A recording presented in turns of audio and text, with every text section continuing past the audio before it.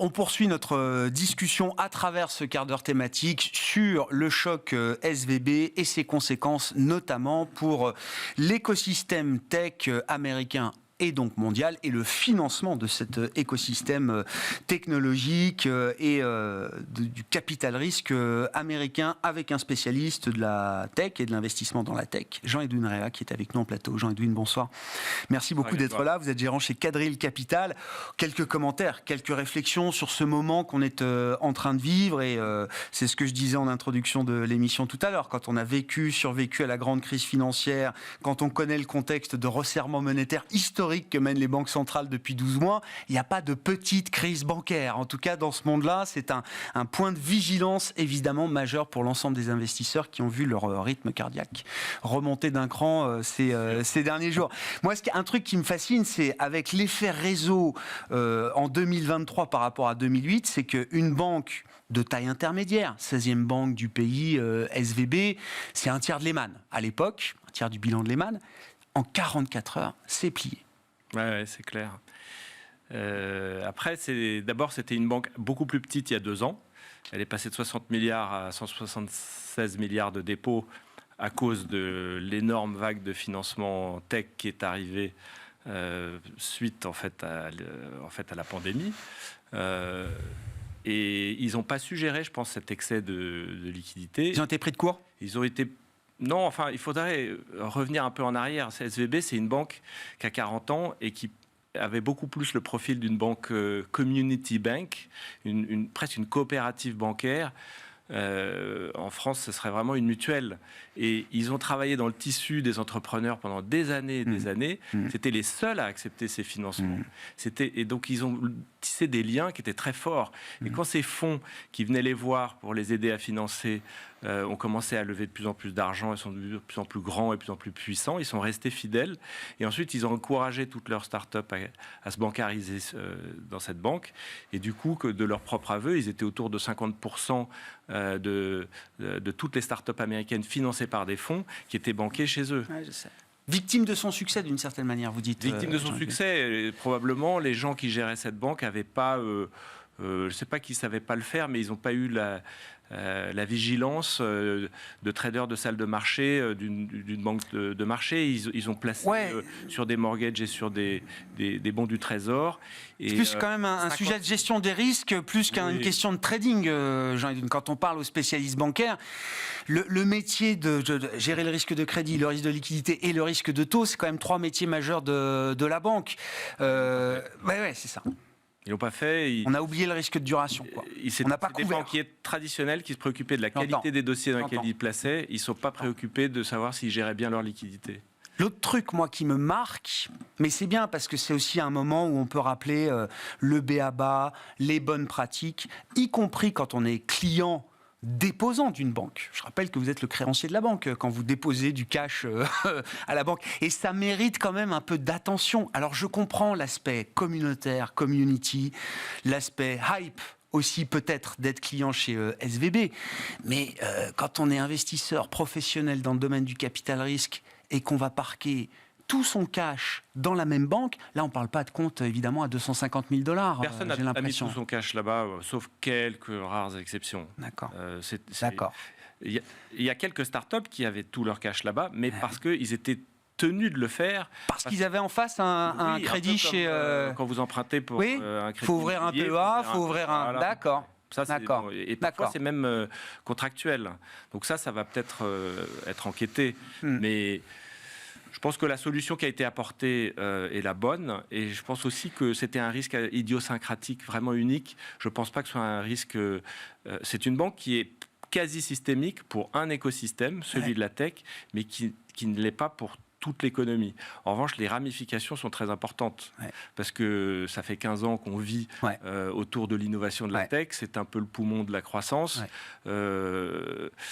Si on met tout ça par terre, c'est assez grave, et c'était pas possible, je pense, de la laisser plier. Enfin, on a rincé les actionnaires et les porteurs d'obligations, donc le risque moral, le hasard moral a été, je pense, géré, à mon sens, et les dépositaires ne sont pas des investisseurs, il n'y a pas de raison raison.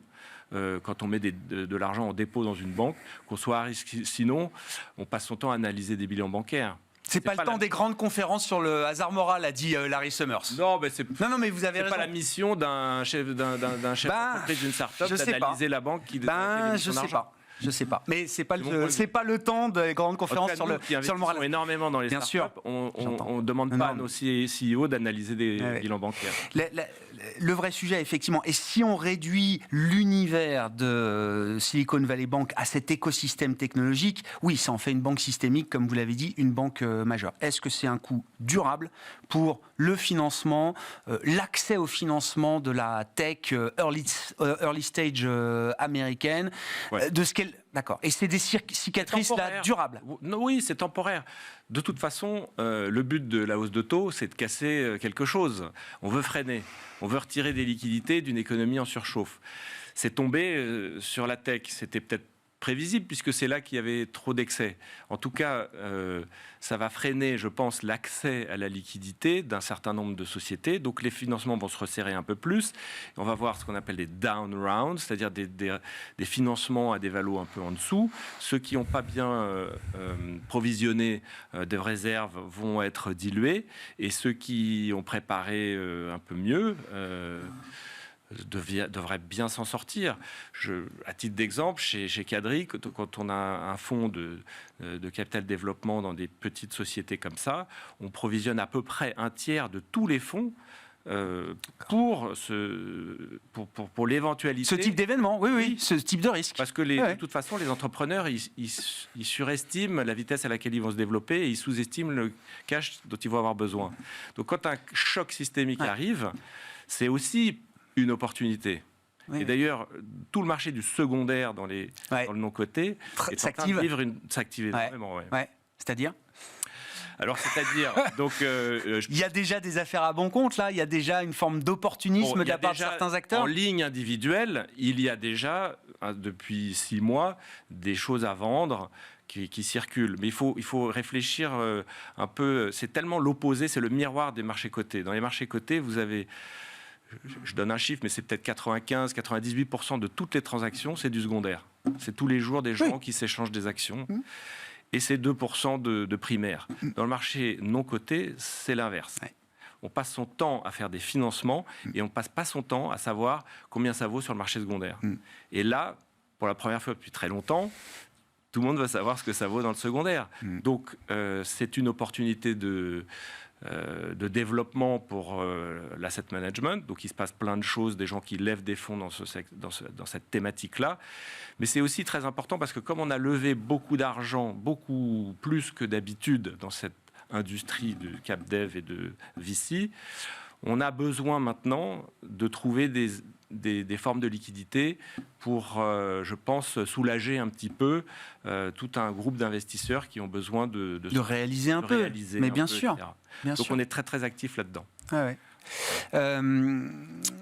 Et en plus, vraiment, les prix sont très attractifs. Donc c'est pas une mauvaise idée de faire un tour.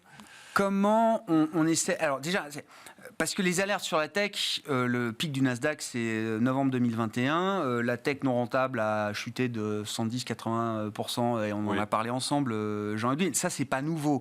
Est-ce que les acteurs, à la fois investisseurs et les startups de cet écosystème, se sont quand même préparés, ont eu le temps de se préparer pour absorber un choc comme celui qu'on connaît avec la chute de SVB? Certains oui, certains non. D'accord. Comme toujours, mais... Moi, j'investis le Disruption Fund, j'investis à mi-chemin, en fait. Je ne suis pas dans les GAFA, ou un tout petit peu, et je ne suis pas dans les startups. Je suis dans les sociétés cotées en bourse qui sont des small et mid-cap, et qui ont, elles, déjà levé pas mal d'argent. Et depuis plus d'1 an, on a fait des filtres de telle sorte qu'on a quasiment que des sociétés qui sont free cash flow positives. En fait, les seules qui ne le sont pas, c'est les boîtes de biotech, qui de toute façon ne peuvent pas l'être avant d'être approuvées. Mais pour elles, c'est une opportunité dans la mesure où un de leurs vecteurs de croissance, c'est la croissance externe. Et ça coûtait trop cher, la croissance externe, il y a 2 ans. Là, c'est plus le cas. Aussi, une flopée de startups très très bien financées constitue une menace constante, oblige les sociétés un peu plus grandes à surdépenser, à faire plus de marketing, à accentuer en fait leur développement, parfois un peu trop à risque aussi. C'est moins, enfin la productivité de dépenses c'est pas terrible. Là c'est tout l'inverse. Ouais. Donc autant on voit des chiffres d'affaires ralentir sur un grand nombre de secteurs comme le cloud par exemple, mais alors on voit aussi la rentabilité sensiblement les capitaux. augmenter. Ouais. Donc les marges de free cash flow, elles ont pris, pour beaucoup, elles étaient assez faibles. Tout le monde naviguait autour de 0, 5, 10%. Et maintenant, on en voit un grand nombre à 25, 30%. Donc c'est une grosse différence. Ouais.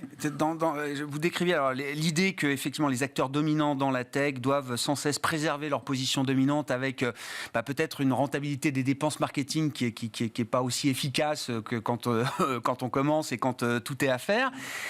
Là, dans un monde où la tech peut ressortir affaiblie peut-être pendant quelques temps, est-ce que ça ne va pas être l'opportunité justement pour de grands acteurs de consolider à très bon prix des compétences et de la valeur technologique qui, elle, n'a pas bougé avec la crise de financement? C'est ce qu'on va voir.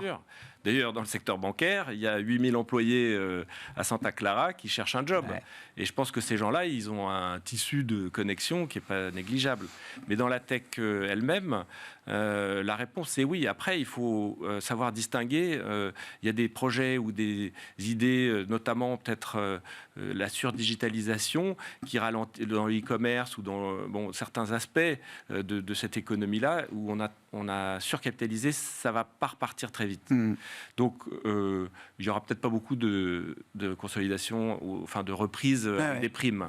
En revanche, dans d'autres secteurs, où il y a Silicon Valley Bank qui était très impliqué aussi dans la clean tech ou dans la climate tech, c'est le nouveau buzzword, mais ce qu'ils font là-bas, c'est donc financer des innovations dans les batteries, dans les compresseurs à hydrogène, dans toutes sortes de technologies, on va dire, de la décarbonisation. Là, je pense qu'il va y avoir des reprises de technologies, c'est sûr.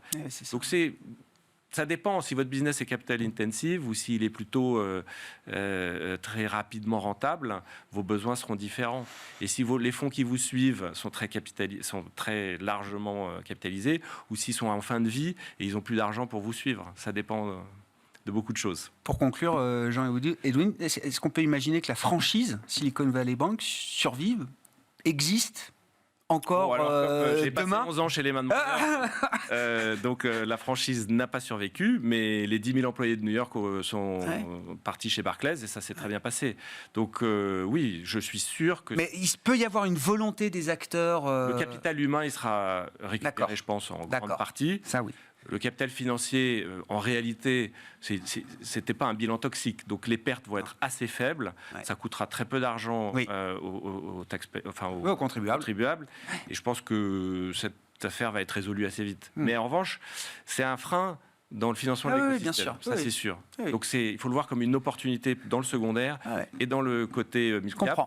Je comprends. Et voilà, il faut voir là où c'est bon. Oui, bien sûr. Oui, ça affaiblit la partie primaire, mais il y a effectivement sur les marchés secondaires des opportunités à saisir de ce point de vue-là. Merci beaucoup Jean-Edwin. Merci de nous avoir apporté votre éclairage spécifique avec l'angle tech, qui est votre domaine d'expertise, gérant chez Quadrille Capital, qui était l'invité du quart d'heure thématique de Smart Bourse ce soir. Voilà pour cette édition. On se retrouve demain à 12h30 en direct sur Bismart.